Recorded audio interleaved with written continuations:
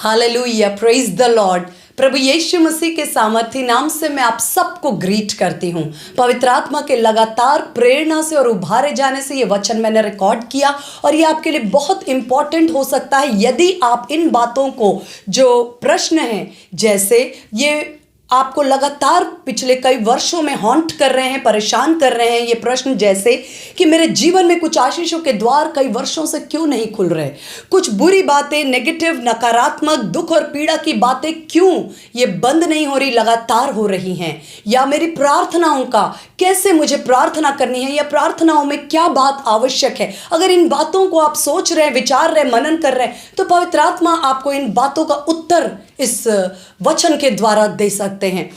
मैं बात करना चाहती हूं कि ये जो हमारे जीवन का प्रश्न होता है कि कई वर्षों से कुछ आशीष के द्वार क्यों बंद है, या कई वर्षों से कोई दुख और पीड़ा के द्वार है जो बंद क्यों नहीं हो रहे हैं, और लगातार हमें इन बातों का सामना क्यों करना पड़ रहा है, प्रार्थनाओं का क्या महत्व है। इन बातों के विषय में सबसे पहला और इंपॉर्टेंट बात, फाटक या द्वारों का बहुत गहरा रिश्ता वेदियों के साथ है। Gates are related to altars. Altars यानी कि वेदी, गेट्स जिसका वर्णन बाइबल में फाटक या द्वार के रूप में किया। बाइबल में लगभग 400 से भी अधिक बार इस शब्द का, फाटकों का, गेट्स का जिक्र हुआ है।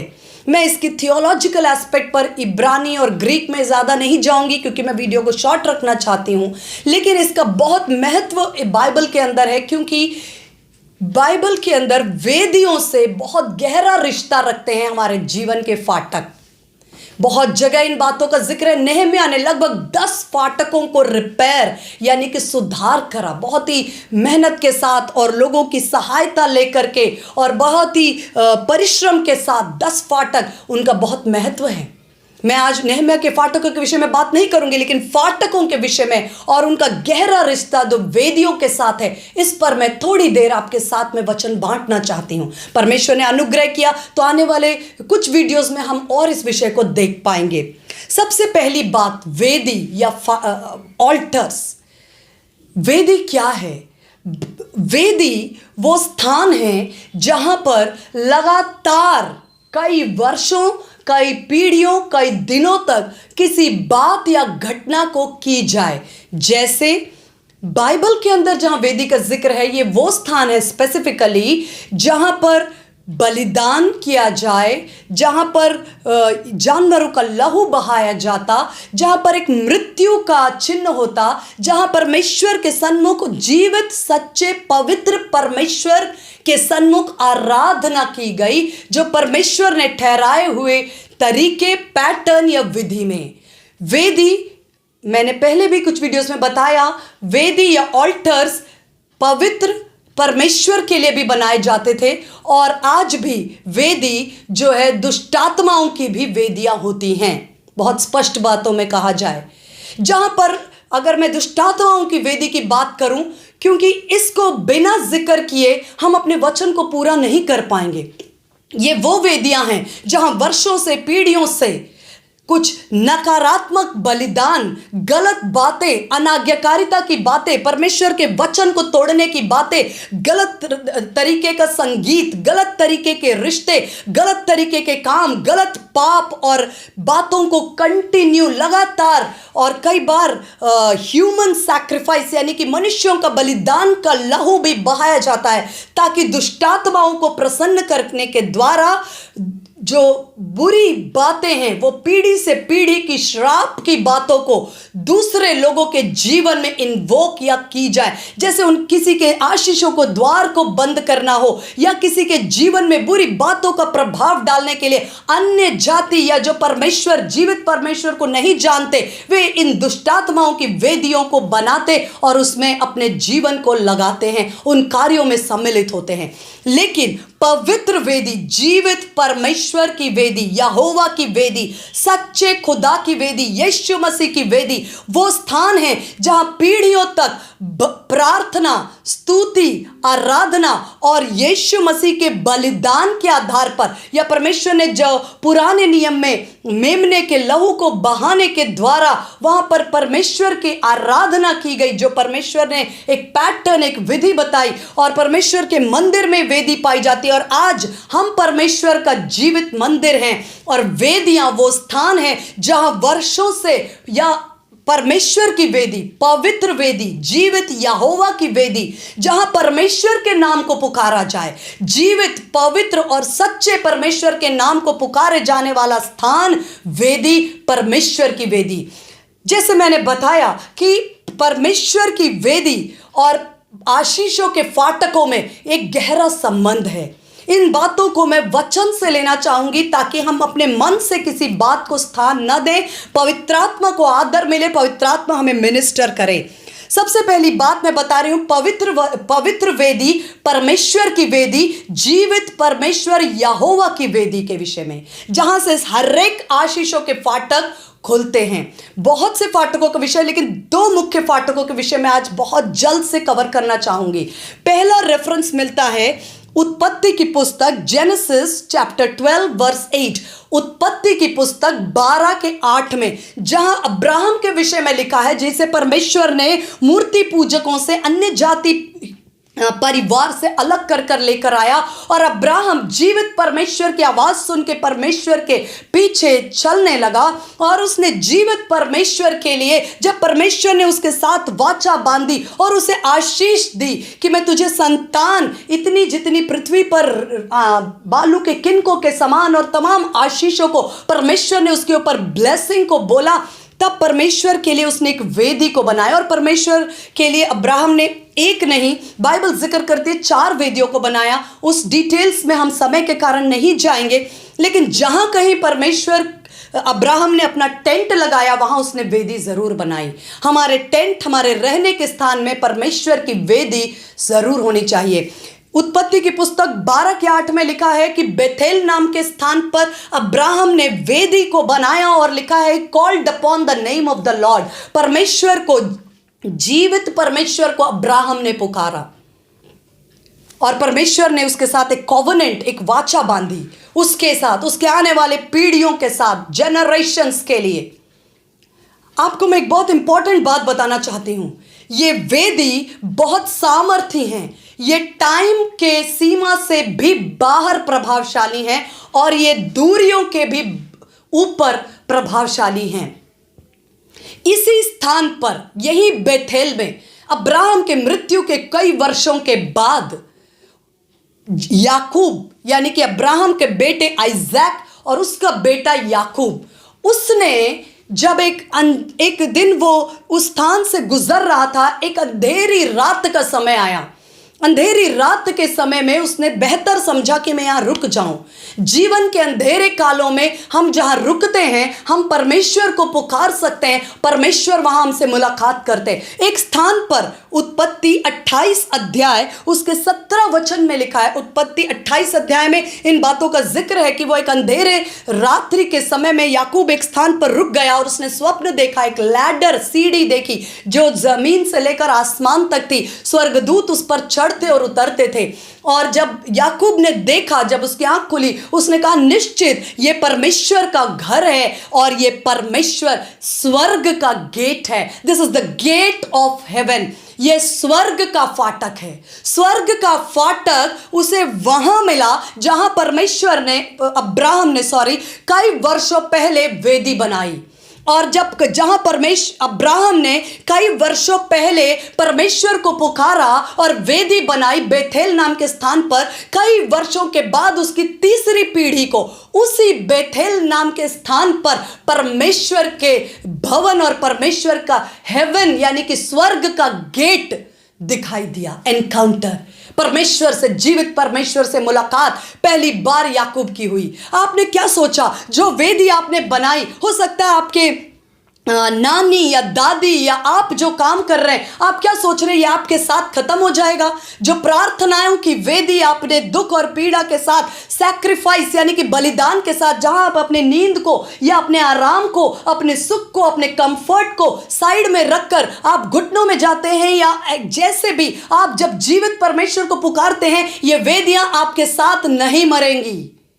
परमेश्वर का वचन कहता है, ये भावनात्मक स्पीच नहीं है, ये परमेश्वर का वचन का प्रकाशन है जो आज पवित्र आत्मा आपको दे रहा है।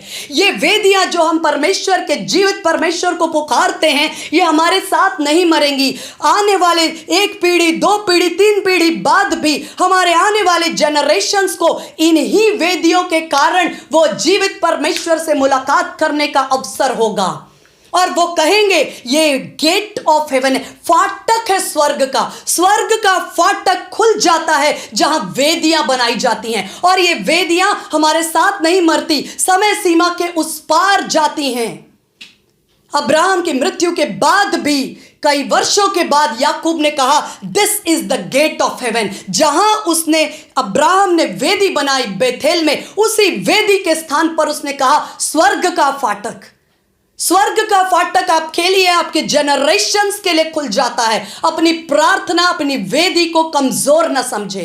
ये सेवा जो हम बंद कमरे में करते हैं, ये हमारे साथ नहीं मरती, क्योंकि इसका रजिस्टर, सिग्नेचर स्वर्ग में हो चुका होता है, और कई वर्षों बाद भी हमारी संतान, हमारे आने वाले डिसेंडेंट्स इस स्थान, इन प्रार्थनाओं की वेदी के बल पर उनकी मुलाकात परमेश्वर से होती, चाहे वो कितने भी दाएं बाएं जा रहे हों। परमेश्वर का स्वर्ग का फाटक उन तक खुलता है। यह पहला उदाहरण है, रेफरेंस आप बाद में घर पर आराम से पढ़ सकते हैं। दूसरी एक वेदी का जिक्र है, प्रेरितों के काम उसका 12 अध्याय में एक जिक्र है वेदी का। प्रेरितों के काम 12 अध्याय, उसके 1 वचन में लिखा है, प्रेरितों के काम 12 के 1 से मैं आपके लिए बोल रही हूं, आप बाद में पढ़ सकते हैं। लिखा है, हेरोद जो राजा था, नए नियम के अंदर हम बात कर रहे हैं। हमने पहले आपको बताया कि ये जो वेदियां हैं, ये हमारे आने वाले संतान और हमारे आने वाली पीढ़ियों के लिए स्वर्ग का फाटक, जीवन का फाटक, उद्धार का फाटक, अनुग्रह का फाटक, आशीष का फाटक, दया का फाटक, करुणा का फाटक, ब्लेसिंग्स को खोलने की सामर्थ रखता है। ये जो परमेश्वर के नाम को पुकारे जाने वाली वेदियां हैं। प्रेरितों के काम 12 अध्याय के कुछ वचनों को मैं आपके साथ डिस्कस कर रही हूं, खोल के नहीं पढ़ेंगे समय के कारण।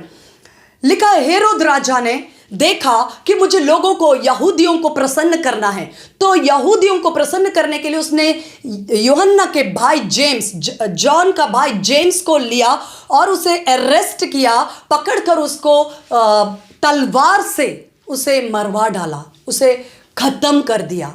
और उसने देखा यहूदी बहुत आनंदित थे, क्योंकि यीशु मसीह का प्रचार करने वालों में से एक की मृत्यु हो गई।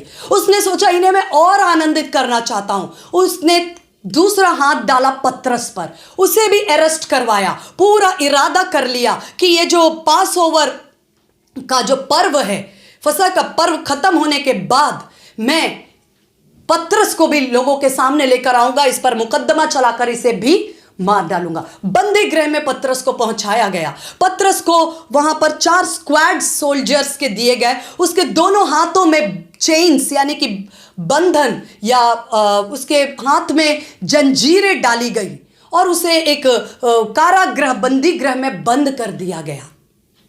मृत्यु की आत्मा के अधीनता में आ चुके थे अपोस्टल पीटर, प्रेरित पतरस।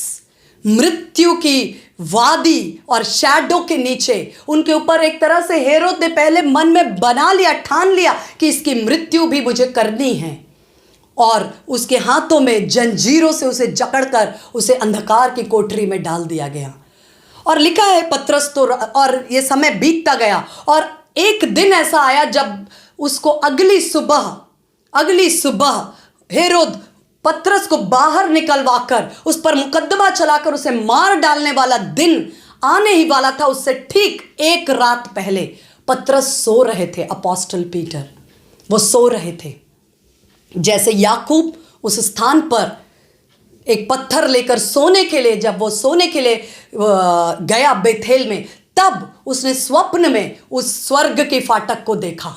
और उस सीढ़ी को देखा। ऐसे ही अपोस्टल पीटर, पतरस सो रहे थे उस जेल में, और खास बात क्या है, एक वेदी लगातार उनके लिए तैयार हो रही थी। एक वेदी उनके लिए तैयार हो रही थी, और वो वेदी कौन बना रहा था? चर्च।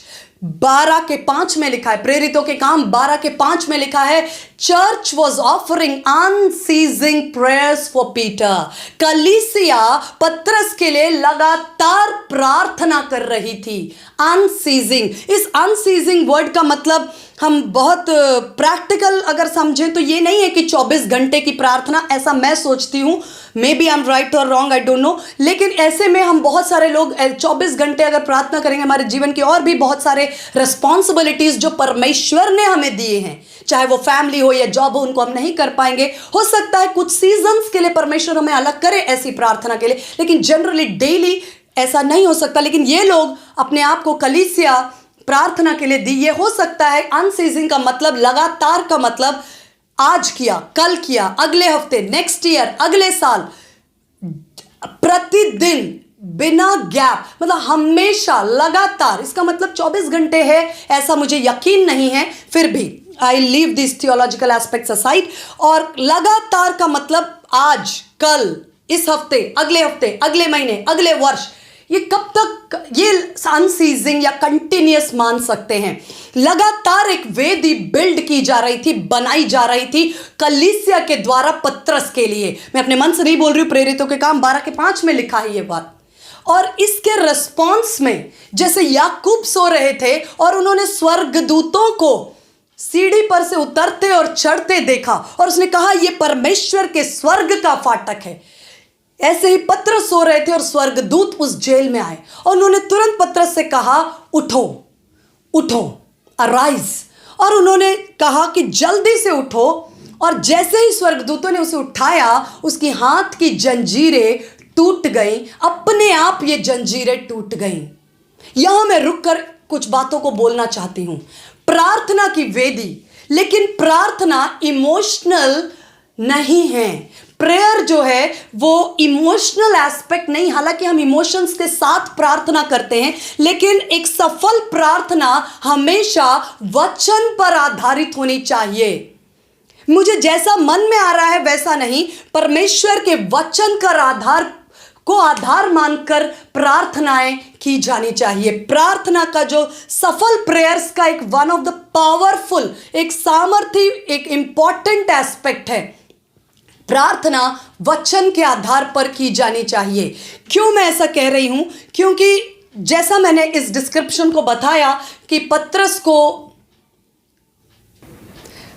एक कारागृह में जंजीरों में जकड़कर मृत्यु की वादी में रखा गया था, जहां पर उसका डेथ सेंटेंस हेरोद ने मन में सोच रखा था। उसकी मृत्यु के योजना को करते हुए उसे मृत्यु की छाया में जंजीरों में जकड़कर और उसको उस कारागृह में बंद कर रखा था। मैं बात कर रही थी वचन के आधार पर प्रार्थना होनी चाहिए। जब आप भजन संहिता 107 में लिखा है 14 में, भजन संहिता 107 का 14, साम्स 107 का 14, इतना प्रोफेटिक है ये वर्ड, ऐसा लगता है मानो पतरस की इसी परिस्थिति के लिए पहले से दाऊद ने भविष्यवाणी के रूप में इस भजन को लिख रखा था, मानो पतरस के ही लिए लिखा हो, या ऐसे ही मसीह के लिए सताए जाने वालों के लिए, ऐसे विश्वासियों के लिए जो कठिन संघर्ष में, जिन्हें शत्रु ने मृत्यु की वादी में लेकर गया, जिन्हें शत्रु ने बेड़ियों में जकड़ लिया, जिन्हें शत्रु ने अंधकार की कोठरियों में बंद कर लिया, ऐसे ही लोगों के लिए भविष्यवाणी के तौर पर पहले से यह वचन 107 का 14 और 16 में आपके लिए बोल रही हूं। इसमें लिखा है, जो लोग मृत्यु की वादी में बैठे थे, परमेश्वर ने उन्हें छुड़ाया और उनके बंधनों को तोड़ दिया। उनके इंग्लिश में लिखा है, those who were in the shadow of death God delivered them. परमेश्वर ने जो लोग मृत्यु की छाया में बैठे थे उन्हें छुटकारा दिया, और उनके बंधनों को, उनकी जंजीरों को, उनके चेन्स को परमेश्वर ने तोड़ दिया। उसके आगे लिखा है कि परमेश्वर ने उनके लिए पीतल के फाटकों को तोड़ दिया और लोहे के फाटकों को भी तोड़ दिया। इसके विषय में हम वापस देखेंगे।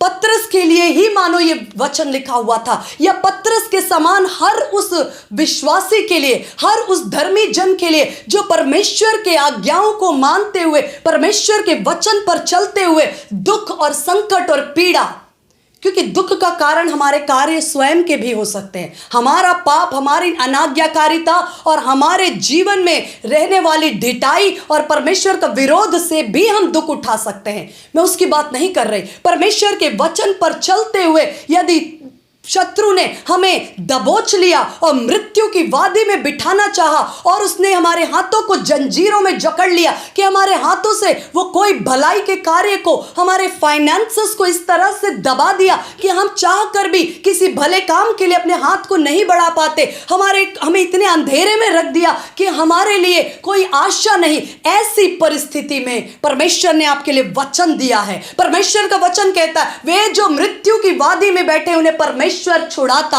उनके बंधनों को, उनके चेन्स को ब्रेक करता है। God said he breaks the chains, he breaks their chains, he breaks their chains. आज यदि कोई भी ऐसा है जिसे अपने दिल में, दिमाग में, जीवन में, परिस्थिति में, परिवार में बंधनों का अनुभव होता है, परमेश्वर की आग उतरकर उन बंधनों को, दिमागी सोच विचार और किसी भी प्रकार के बंधन, परमेश्वर उन चेन्स को ब्रेक करता है। हालेलुया। मैं इसे प्रोफेटिकली आपके ऊपर बोलती हूं, आप विश्वास से इसे रिसीव करें। आमीन। हालेलुया। और लिखा है, दूत ने कहा, जल्दी से अपना कमर कस ले, अपना कपड़ा गारमेंट पहन ले, अपने सैंडल्स पहन ले और चल पड़। इस पे हम कभी और बात करेंगे, ये बहुत भेद है इसके अंदर। लिखा है, सबसे पहले वहां पर उस अंधेरी कोठरी में लाइट आया। सबसे पहले लाइट आया, लाइट के बाद ये कार्य हुए। जब हमारे जीवन को परमेश्वर का वचन प्रकाशित करता है, मैं अपने मन से नहीं बोल रही हूं, आप प्रेरितों के काम 5:12 का 6 और 7 और ये वचन पढ़िए। लिखा, लाइट शोन इन प्रिजन। सबसे पहले ज्योति आई। जब परमेश्वर की ज्योति मेरे जीवन और आपके जीवन, वचन की ज्योति प्रकाशित करती है, तब लिखा है यशाया 61 में, arise for your light has come. उठ, प्रकाशमान हो, क्योंकि तेरा प्रकाश आया। हम तभी उठते हैं जब हम प्रकाशित होते। हमारे जीवन का हर क्षेत्र, दिल, दिमाग, सोच विचार, हर जगह जहां अंधकार कर रखा है शत्रु ने, वहां परमेश्वर का वचन का प्रकाश आता। परमेश्वर तेरी बेड़ियों को तोड़ता है, परमेश्वर तेरी मृत्यु को खत्म करता है, परमेश्वर तुझे आजादी की बात करता है, परमेश्वर तेरे लिए लोहे के फाटकों को और पीतल के फाटकों को तोड़ देता है। यह वचन जब आपको आता है, आपका विश्वास उठता, आप उठ खड़े होते। उसी तरह जब लाइट आया, पतरस उठ खड़ा हुआ। उसने अपने कपड़े, गारमेंट्स, धार्मिकता के वस्त्र हम पहनते, हम निराशा से उठते, हताशा से उठते, हम बिल्कुल सोचते कि अब कुछ नहीं हो सकता। वहां से हम गारमेंट्स ऑफ प्रेज, धन्यवाद और स्तुति का हम पहनावा पहन लेते हैं, धार्मिकता के वस्त्र को धारण करते। यीशु मसीह के लहू बहाने से मैं धर्मी हूं। हम अपने सुसमाचार के जूतों को पहनकर वहां से आगे बढ़ना शुरू करते हैं। आगे बढ़ना तभी संभव है जब बंधन टूटे और लाइट प्रकाशित हो, प्रकाश हो, ज्योति हो। वहां से पतरस आगे बढ़ता है, स्वर्गदूत उसे लेकर निकलते हैं। स्वर्गदूत पतरस को लेकर उस बंदी गृह से 2 डोर पोस्ट्स, यानी कि 2 रुकावट, 2 जगह पर जहां पर उसे घेरा गया, जहां पर उसकी कहना चाहिए उसे गार्ड्स ने पहरा दे रखा था, 2 पहरे के पोस्ट्स को पार करवा कर लेकर आए बाहर। और फाइनली आया एक आयरन गेट, लोहे का फाटक। और वचन में लिखा है, आप पढ़ सकते हैं प्रेरितों के काम उसके 12 अध्याय के अंदर, कि जो लोहे का फाटक था वो अपने आप खुल गया। कुछ फाटक जब परमेश्वर की सामत उतरती है, हमें खटखटाने की भी जरूरत नहीं होती, वो अपने आप खुलते हैं। ये अंधकार के फाटक जो हमारी छुटकारे को, हमारी चंगाई को, हमारे रिहाई को, हमारी स्वतंत्रता को बेड़ियों में बांध कर रखना चाहते हैं, जो हमारी स्वतंत्रता को, मसीह की स्वतंत्रता को, आजादी को वो लोहे के फाटकों में और बेड़ियों में, लोहे के खंभों में बांध के कैद करके रखना चाहते हैं। परमेश्वर की सामर्थ, उसके पवित्र आत्मा की सामर्थ, जब कलीसिया लगातार, वचन में लिखा, लौ लगाकर वेदी बना रही थी, प्रार्थना कर रही थी, तो ये काम होते जा रहे थे। कलीसिया कितना इस विषय में जानती थी ये मैं भी नहीं जानती। जो प्रार्थना करने वाले लोग हैं, क्या वो ये बातों को जानते थे? ऐसा लगता तो नहीं, क्योंकि जब पतरस उनके पास पहुंचा वो दरवाजा नहीं खोल रहे थे, ऐसा लगता तो नहीं। लेकिन आप प्रार्थना कर रहे हैं और साथ में कुछ कार्य हो रहे हैं। अंधकार की सामर्थ आत्मिक जगत में एक के बाद एक गेट्स खुल रहे हैं, जिसका नॉलेज कई बार प्रार्थना करने वाले को होता है, कई बार नहीं भी होता।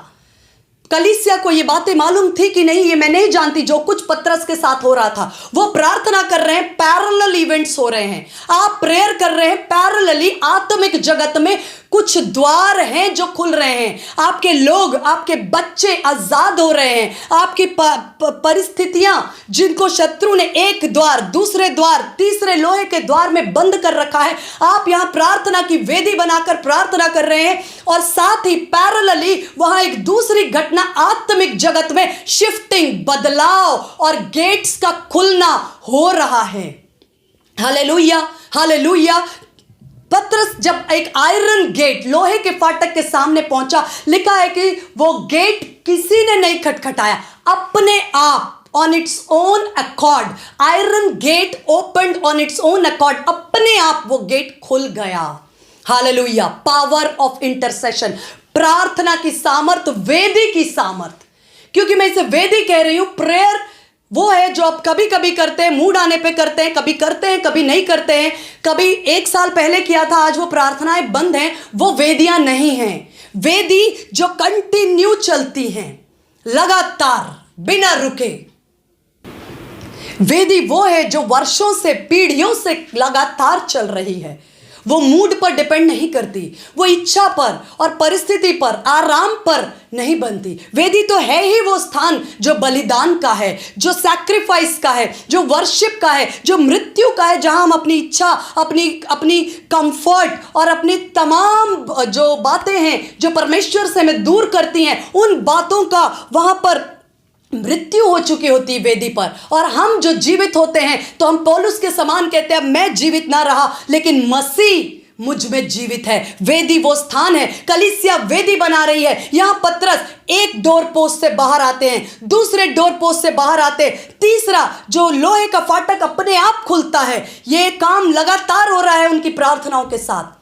और जब वो बाहर खिलता, मैंने यही वचन बोला, भजन संहिता 107 में ये बातें स्पष्ट लिखी हैं। वो जो मृत्यु की छाया में बैठे थे, परमेश्वर उन्हें छुटकारा देगा, उनकी बेड़ियों को परमेश्वर चेन्स को तोड़ देगा।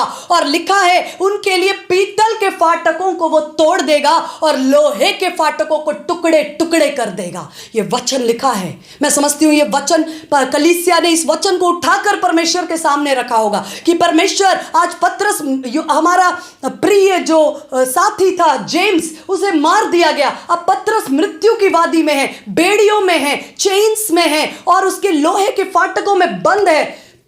आपने वादा किया है कि आप इन्हें ब्रेक करेंगे, and God is true to his word. परमेश्वर वाचाओं का परमेश्वर है। वेदियों पर वाचाएं जन्म लेती हैं। अब्राहम ने, इसहाक ने, याकूब ने इमोशनल प्रेयर्स नहीं की, जो मन में आया वो नहीं बोला। उन्होंने हमेशा वाचाओं को परमेश्वर के सामने लेकर आया। हे परमेश्वर, तूने मेरे बाप दादों से ये वाचा बांधी है, तूने सेकेम में हमसे ये वाचा करी है, तूने हमसे ये वादा हमारे बाप दादों को दिया। आज उस वादे के अनुसार हम तेरे सामने वेदी पर आते हैं। परमेश्वर वायदों का परमेश्वर है, वाचाओं का परमेश्वर है। बाइबल को अच्छी तरह से, वचन को पढ़ना और अपनी आत्मा में लेना, उसी वचन को लेकर हम प्रार्थना की वेदी पर जाते हैं। वो हमारा एक कानूनी तरीका है प्रार्थना करने का। जब पतरस के लिए लोहे का द्वार अपने आप खुल गया, यह वचन परमेश्वर ने उसके लिए पूरा किया। आज परमेश्वर हमें अनुग्रह करे। कौन सी बातें हैं, कौन से पीढ़ी से पीढ़ी के श्राप हैं जिन्होंने आपके आशीषों के द्वारों को बंद कर रखा है। आप कई बार प्रार्थना करते, शत्रु झूठ बोलता है, धोखे का आत्मा कहता है कि प्रार्थना करना बंद कर दे, कुछ नहीं हो रहा, बच्चे नहीं सुधर रहे, हस्बैंड नहीं सुधर रहे, पत्नी नहीं सुधर रही, हमारा गवर्नमेंट नहीं सुधर रहा, लोग नहीं सुधर रहे, चर्च नहीं सुधर रहे, परिस्थिति नहीं बदल रही, फाइनेंस नहीं बदल रहा है, और बिजनेस नहीं ठीक हो रहा है, हेल्थ ठीक नहीं हो रहा है, कुछ नहीं हो रहा है, बंद कर दे प्रार्थना। शत्रु झूठ बोलता है। जब आपको बार बार लगे प्रार्थना बंद कर दो, तो आप जरूर उसे जारी करना। जारी रखना, क्योंकि बार बार ये जो आवाज आपको आ रही है प्रार्थना बंद कर दो, बंद कर दो, बंद कर दो, वो इसलिए आ रही है क्योंकि आत्मिक जगत को आप नहीं देख पा रहे। लेकिन शत्रु जानता है कि ये इसने प्रार्थना की, पहले फाटक, पहले डोर पोस्ट से निकल चुका है, आजादी की एक सीढ़ी पार हो चुकी है, आजादी की दूसरी सीढ़ी पार हो चुकी है, इसकी प्रार्थनाओं को रोकना होगा। कहीं ऐसा ना हो कि लोहे के फाटक को पार करके वो बाहर आ जाए।